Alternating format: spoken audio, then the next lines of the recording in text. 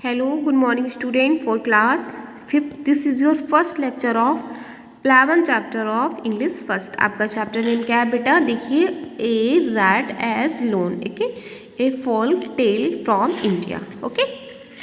One morning a farmer was driving his car to the market.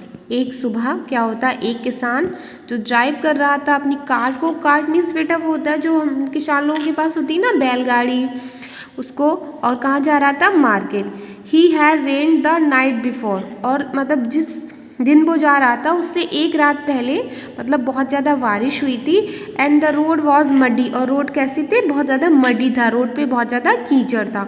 The horse was finding it difficult to pull the load through the mud, और जो उसके horse थे वो बहुत ज़्यादा difficult मतलब महसूस कर रहे थे, कठिनाई, उन्हें बहुत ज़्यादा कठिनाई हो रही थी उस मड में से अपना वो लोड ढोना, तो उन्हें बहुत ज़्यादा कठिनाई हो रही थी. Then the wheel sank into a deep rut. Rut means क्या होता है, जब कीचड़ होता है ना और इस पर जब पहिए के निशान बन जाते हैं तो उसको हम रट कहते हैं. ओके, तो उसमें क्या होता है, उनके पहिए उसमें फंस गए थे, ठीक है, पूरी तरीके से फंस गए थे. The farmer began wailing and calling God for help. तो वो फार्मर क्या करता है, रोने लगता है और कॉल मतलब भगवान को पुकारने लगता है अपनी हेल्प के लिए. Suddenly someone whispered in his year. अचानक से क्या होता है, कोई उसके कान में हल्का सा फुसफुसाता है.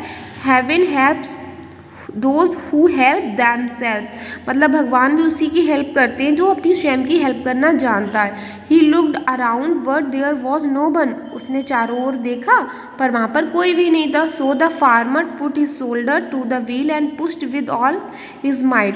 फिर उसके बाद फार्मर को समझ में आ गया, उसने क्या किया, अपने सोल्जर्स को मतलब ऐसे करके जैसे हम अपना बाजू समेटते इस तरीके से किया और पूरे ताकत के साथ पहिए को पुश किया और वो निकल गए. The car slide out the रट, और वो कीचड़ से गाड़ी निकल गई. And went on his way, और वह अपने रास्ते पे पहुंच गया, मतलब जहाँ पे उसको जाना था. हैविंग लर्नड ए लेसन, इस लेसन में ये पढ़ना चाहिए, ये पढ़ा है, मतलब इस लेसन में ये बताया गया है कि मतलब जो खुद की हेल्प करते हैं तो वो उनकी भगवान भी हेल्प करते हैं, और किस तरीके से उसने हेल्प से अपने गाड़ी निकाली.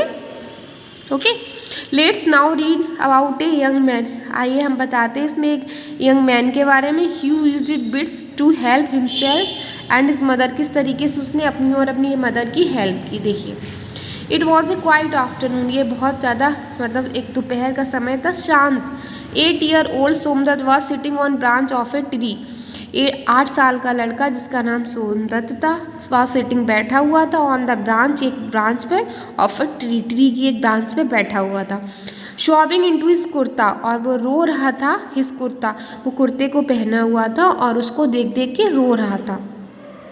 His world had turned upside down in a matter of days, मतलब उसकी पूरी दुनिया कुछ समय से बदल गई थी. मतलब उसके साथ ऐसा क्या हुआ था जिससे कि वो उसकी दुनिया बदल गई थी.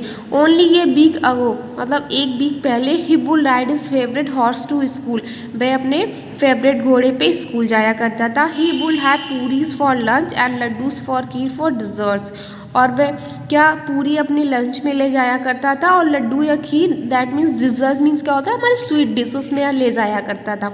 His cousin would fawn over him and he was the favourite of all his uncles and aunt.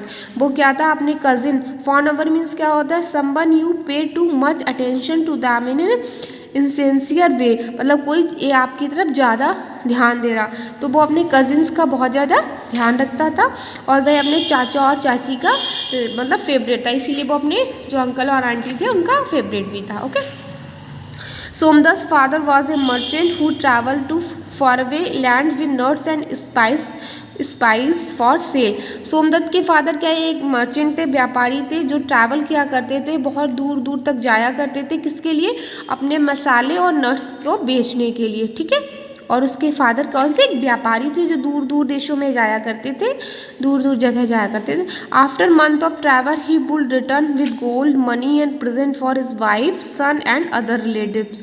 उसके बाद जब महीनों के बाद जब वो घर वापस आते थे, तो क्या करते थे, गोल्ड, सोना, पैसे और प्रेजेंट मतलब गिफ्ट लेकर आते थे अपनी वाइफ और बेटे और जो उसके अदर रिलेटिव्स हुआ करते थे उनके सभी के लिए सारे सामान लेकर आया करते थे। ओके, ये आपका लेक्चर यहीं पे कंप्लीट होता है।